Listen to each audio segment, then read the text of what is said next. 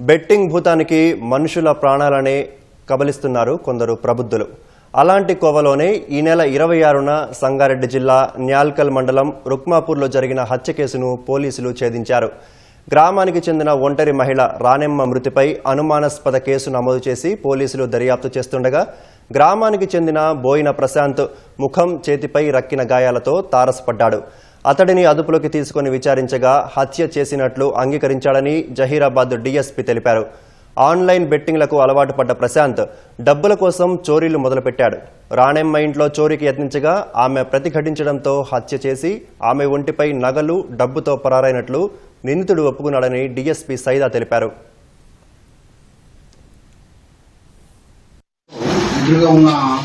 రాణమ్మ ఇంట్లో ఒంటరిగా ఉందని పోయి ఆ డబ్బుల విషయంలో ఆమెని ఇంటితోనే డోరు టచ్ చేసి స్టేషన్ ద్వారా చనిపోయింది. ఆమె నేరస్తుడి సస్పెక్ట్ అనుమానం పరంగా విచారణ చేస్తే నేరస్తుని పట్టుకొని విచారణ చేస్తే నేరం ఒప్పుకోవడం జరిగింది.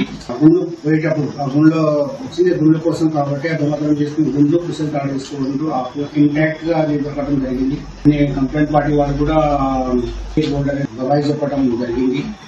నేరస్తుడు గ్రామాల్లో యువత ఈ బెట్టింగ్స్ యాప్స్ కానీ పేకాట గేమ్స్ కానీ ఇట్లాంటి అలవాటు పడి ఇలాంటి నేరాలు పాల్గొడుతున్నారు.